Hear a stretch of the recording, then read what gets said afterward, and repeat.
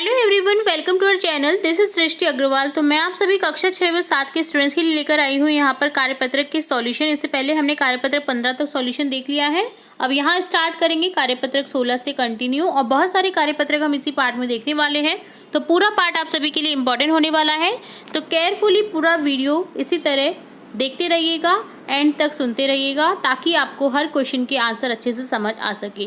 तो स्टार्ट करेंगे first question को कार्यपत्रक 16 के, जो कि है दिए गए वाक्यों के लिए एक शब्द लिखिए। आपको वाक्य दिए गए हैं जिनके लिए एक शब्द लिखना है। जैसे साल का पहला महीना होता है जनवरी, इसी तरह हमारे पिताजी के पिताजी कौन लगेंगे? दादाजी।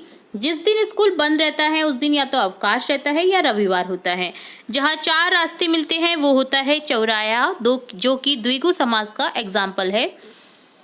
द्विगु समास में हमेशा आगे की ओर आपको संख्यावाचक देखने को मिलेगा शब्द। बारिश के बाद आसमान में 7 रंगों का समूह क्या बनता है? इंद्रधनुष।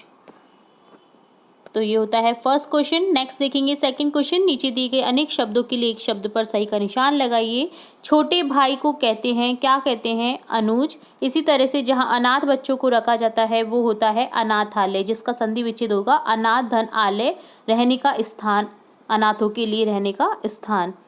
यहाँ पर आपका दीर्घ संधि है जिसमें ए प्लस ए हो जाता है आ। 3 रंगों के मेल को कहते हैं तिरंगा, जो कि अगेन द्विगु समास का एग्जाम्पल है तिरंगा। जो मिट्टी के बर्तन बनाता है वो होता है कुम्हार। मिठाई बनाने वाला होता है हलवाई। थर्ड क्वेश्चन है दिए गए समूहवाची शब्दों के लिए उचित विकल्प चुनकर सही का निशान लगाइए। जैसे नोटों की क्या होती है? गड्डी। इसी तरह से पर्वतों की क्या होती है? श्रृंखला। फूलों का गुलदस्ता। लोगों की भीड़। भेड़ बकरियों का झुंड या रेवड़। सैनिकों की टुकड़ी। ठीक है, तो इस तरह से आपको मिलान करना था। ये होता है कार्यपत्रक 16 का सॉल्यूशन। अब देखेंगे कार्यपत्रक 17 का आंसर। फर्स्ट क्वेश्चन है दिए गए शब्द जाल में से संख्या शब्द ढूंढकर संख्या शब्दों का वाक्य में प्रयोग करें। तो यहाँ पर शब्द जाल में से आपको शब्द ढूंढने हैं। जैसे आगरा, इसी तरह से मैंने लिखा है बेल, गधा, शेर, मछली, शलगम, आग, और यहाँ पर आपको सर्कल भी कर देना है। अब वाक्य बनाया है, जैसे आगरे का बनेगा आगरा शहर यमुना किनारे बसा है। बैल खेत में हल जोतने का कार्य करता है। गधा एक मूर्ख जानवर है। शेर की दहाड़ जंगल में गूंज गई। मछली जल के बिना नहीं रह सकती है। शलगम की सब्जी अच्छी है। आग, उसने आग पर चावल पकाए। सेकंड क्वेश्चन है दिए गए संख्या शब्दों के वाक्यों को पूरा कीजिए। तो यहाँ पर संज्ञा शब्द दिए गए हैं जिनसे वाक्य को पूरा करना है। जैसे यमुना के किनारे क्या बसा हुआ है? दिल्ली। नर्मदा और गोदावरी भारत की नदियां हैं। डल झील श्रीनगर में है। भारत की राजधानी नई दिल्ली है। थर्ड क्वेश्चन है जातिवाचक संज्ञाओं में से सही शब्द चुनकर के नीचे लिखें, वाक्य को पूरा करें। तो यहाँ पर सही संज्ञा शब्द चुनना है और वाक्य को कंप्लीट करना है। जैसे जंगल का सबसे बड़ा पशु हाथी है। लकड़ी वृक्ष से प्राप्त होती है। कोलकाता भारत का प्रसिद्ध शहर है। किसान खेत में हल चला रहा है। फोर्थ क्वेश्चन है समूहवाचक संज्ञाओं को चुनकर वाक्य पूरा करें। तो मधुमक्खियों का क्या होता है? छत्ता, तो शहतूत के पेड़ पर लटका हुआ था। ऊंटों का क्या होता है? काफिला मेले की शोभा बढ़ा रहा था। पहाड़ों की श्रृंखला दूध या चांदनी में नहा रही थी। डाकुओं का दल अस्त्र शस्त्र के साथ घोड़ों पर सवार था। तो ये होता है कार्यपत्रक 17 का सॉल्यूशन डन। अब देखेंगे कार्यपत्रक 18, जिसमें क्वेश्चन फर्स्ट है निम्नलिखित शब्दों के लिंग बताइए। सब जैसे सम्राट है उसका पुल्लिंग है। इसी तरह से देखिए लास्ट में आप इनका वाक्य में प्रयोग कर लीजिए। जिसमें आ की ध्वनि आ रही है वो पुल्लिंग है, और ई की ध्वनि आ रही है तो वो स्त्रीलिंग है। जैसे नानी स्त्रीलिंग है। कौआ पुल्लिंग है। नदी स्त्रीलिंग है। कविता स्त्रीलिंग है। सोमवार पुल्लिंग। हाथी पुल्लिंग। हिमालय पुल्लिंग। मोहिनी स्त्रीलिंग। कोयल स्त्रीलिंग। देखिए कोयल कूक रही है। हिमालय खड़ा है। ठीक है, ऐसे नहीं बोलेंगे हिमालय खड़ी है। ठीक है, आ की ध्वनि आएगी, ये पुल्लिंग है। और मोहिनी खड़ी है, या कोयल कूक रही है, या नदी बह रही है, कविता गा रही है, नानी सो रही है। तो ये सभी में देखिए ई की मात्रा आ रही है। जबकि सम्राट जग रहा है। कौआ काँव काँव कर रहा है। इसी तरह से सोमवार कल है, या कल पड़ा था। ठीक है, इस तरह से बोलेंगे। हाथी खड़ा है, तो यहाँ पर आ की ध्वनि आ रही है। तो इस तरह से आपको पहचान में आ सकते हैं लिंग। सेकंड क्वेश्चन है रेखांकित शब्दों के लिंग परिवर्तन कर स्थान को पूरा कीजिए। तो देखिए वर का लिंग परिवर्तन हो जाएगा वधु, वर और वधु को सब लोगों ने आशीर्वाद दिया। इसी तरह से राधा की पुत्री और पुत्र, पुत्री का अपोजिट हो जाएगा लिंग पुत्र, दोनों ही गुणी हैं। गाय हमें दूध देती है और गाय का पुल्लिंग हो जाएगा बैल, बैल खेतों में काम करते हैं। मोर जितना सुंदर होता है मोरनी उतनी सुंदर नहीं होती है। एक ही किताब से लड़का और लड़के का हो जाएगा स्त्रीलिंग लड़की, दोनों पढ़ रहे हैं। थर्ड क्वेश्चन है यहाँ पर ऊपर लिखे शब्दों के लिंग छाट कर लिखिए। आपको लिंग छाट करके लिखना है। मैन में व्यक्तिवाचक में क्या आ जाएगा, देखिए पुल्लिंग में क्या आ जाएगा, पेन, घर, पेड़, बकरा, कार्यपत्र। और यहाँ पर देखिए स्त्रीलिंग में आ जाएगा टेबल, किताब, गाय, केली, राह।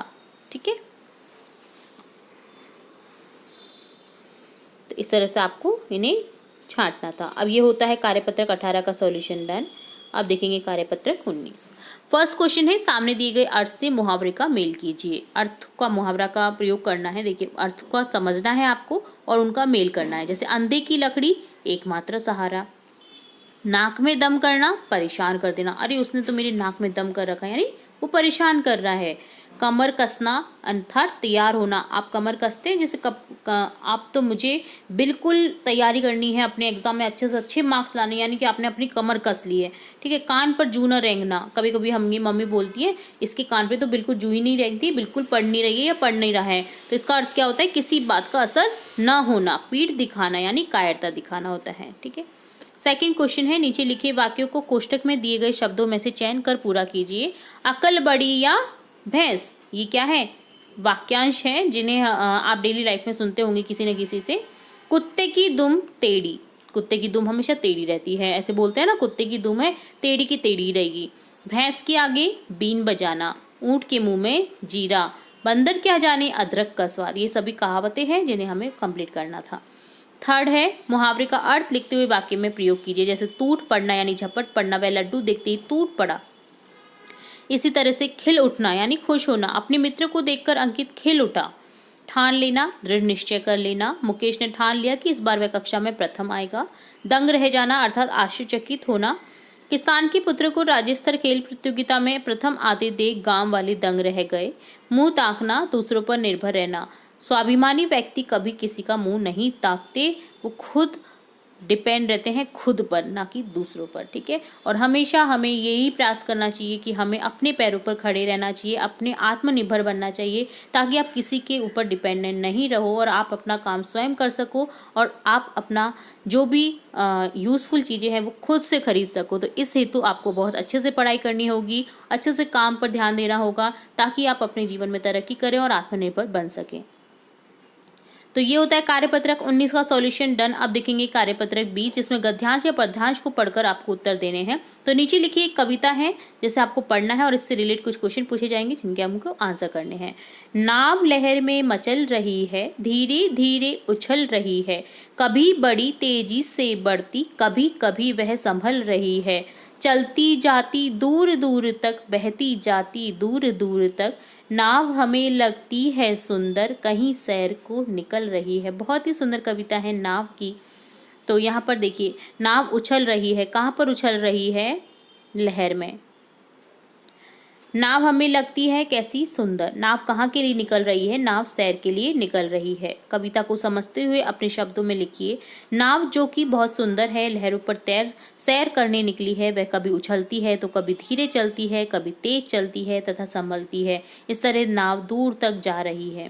विलोम शब्द लिखने हैं। पास पास का हो जाएगा दूर दूर, धीरे धीरे का हो जाएगा तेज तेज, कभी कभी सदा या हमेशा, बड़ी बड़ी का हो जाएगा छोटी छोटी, सुंदर बदसूरत, चलते चलते रुकते रुकते। तो ये डन होता है कार्यपत्रक 20 का सॉल्यूशन।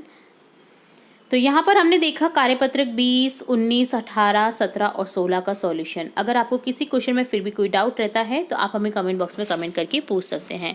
तो फिर मिलेंगे अगले पार्ट में, और भी कार्यपत्रक के सॉल्यूशन लेकर आएंगे। और भी इंपॉर्टेंट वीडियोस देखने के लिए जुड़े रहे हमारे चैनल के साथ। वीडियो को पूरा देखने के लिए धन्यवाद।